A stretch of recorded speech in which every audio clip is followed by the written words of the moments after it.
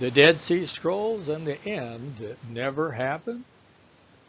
Well, unfortunately, very few Christians read their Bible nor first century history and know very little about the Dead Sea Scrolls. I must warn you, this material is both very politically and religiously incorrect and is against the popular Judaistic spin that has now been accepted by most of Christianity.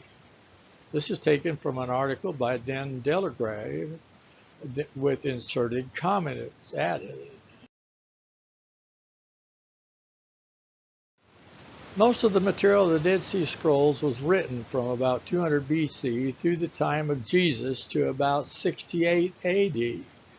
Scholars knew right away that there was information in the scrolls that was potentially embarrassing to Christianity and for Judaism and for the Quran, for they are all looking for a terrible end time situation where the most terrible wars are still yet to come.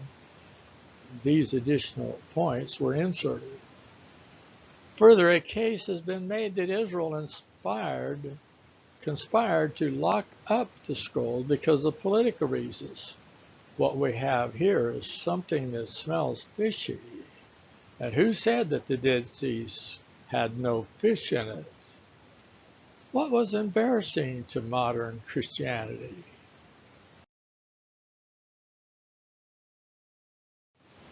Dan talks about what those scrolls reveal relative to New Testament prophecies where they talk about things that were about to happen. The scrolls reveal exactly what the New Testament reveals about the imminent end, that it was a dominant belief at that time based on the teaching of Jesus and the inspired apostles.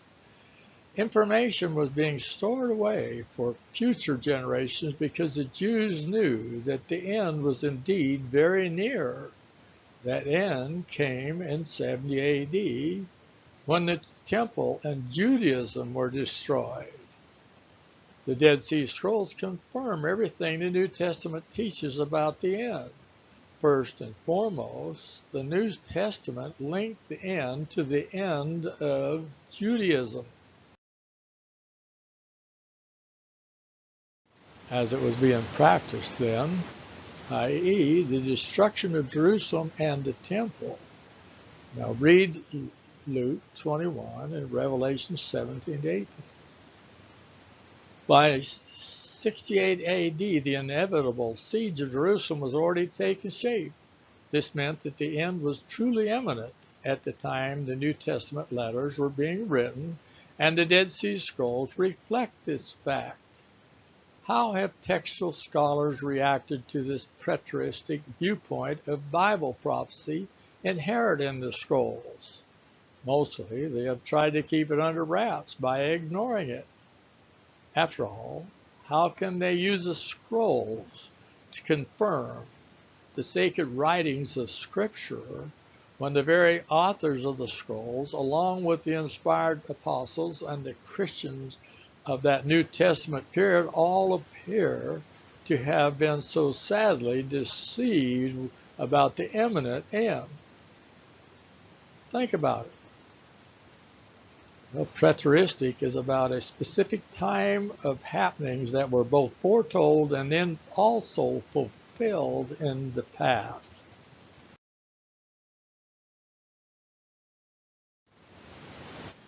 Unfortunately for the scholars of futurism, the cat is out of the bag.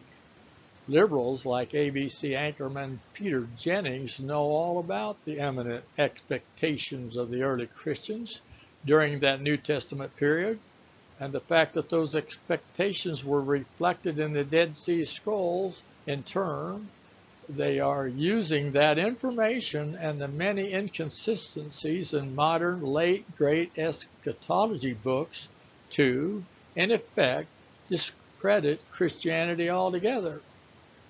Sadly, the strained attempts by dispensational thinkers to explain away the imminency factor has only made matters worse, as if they were saying that Jesus was mistaken. Recently, I watched an ABC special hosted by Jennings called Jesus and Paul. the Word, and the witness. It was a follow-up to a previous special which Jennings hosted called The Search for Jesus.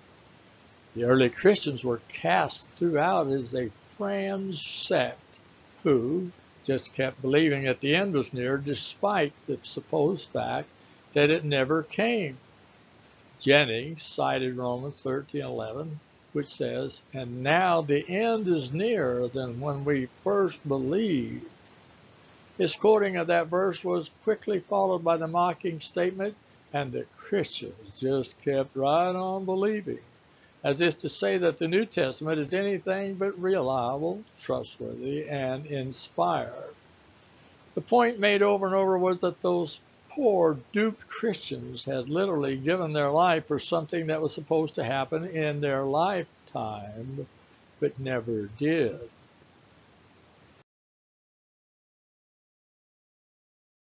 To drive this point home, Jennings even toured Rome with a guide who showed where the Christians were killed at the interlude of sporting events, and where also they were burned as human torches at Nero's wild parties. After each scene, Jennings would say, "And the Christians just kept right on believing that the end was near." The show pitted Paul against Jesus, referring to Paul as the founder of Christianity, since Paul went everywhere proclaiming that the end was near. The implication was that Christianity was a hoax, because the end supposedly never arrived. Jennings himself made a point of repeatedly referring to Christianity as church tradition, that is, handed down stories. It was a claim on the show that no reputable scholar trusts the New Testament account.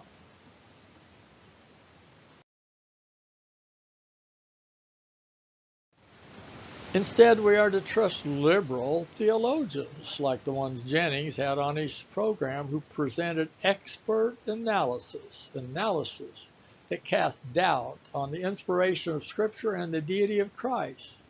Chief in the overall narrative of those liberal theologians was the appeal to non-occurrence. One of them that was interviewed by Jennings said, "The church has had to continually change its position on the end of the world throughout its history because the end still hasn't come. It was supposed to come in the first century, but never did." Again, the implication was that our New Testament is uninspired and that Christianity is a myth. It is certainly true that the church has changed its views about the end numerous times, much to its embarrassment. But the reason for all the chaos is that the church has misunderstood what the Bible teaches about the end.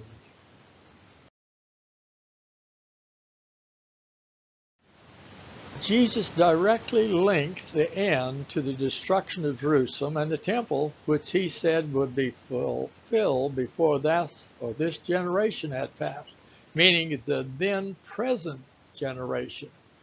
Read Matthew 24, 3-34. Likewise, the Apostle Paul wrote, "The ends of the ages have come upon us." That very same generation of early Christians read Corinthians 10:11. Truly, Jesus and Paul were in complete harmony concerning the end. The early believers took Jesus and the inspired apostles at their plain word concerning the end and acted accordingly.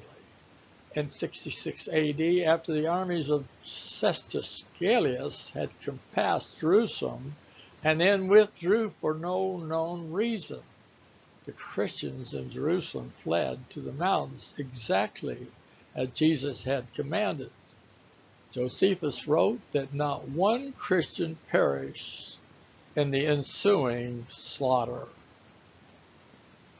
It was like 1.2 million people killed in that period, that war.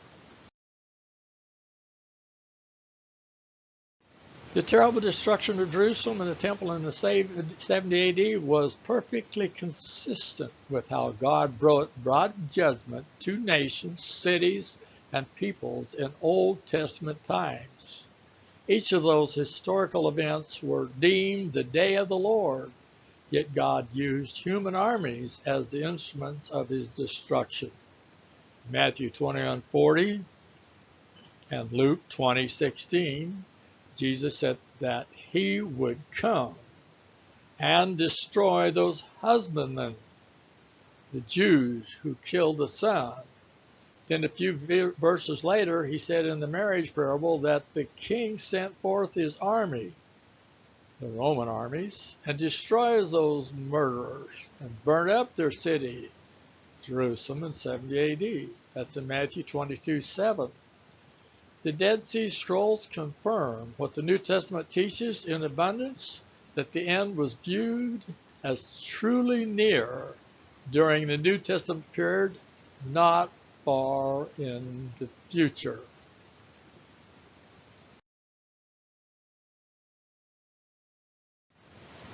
That was certainly the expectation of the inspired apostles and the early Christians. Were they mistaken? No. The temple's destruction in 70 AD represented the end of the age that then was. It was never going to be about the end of this physical universe or the world.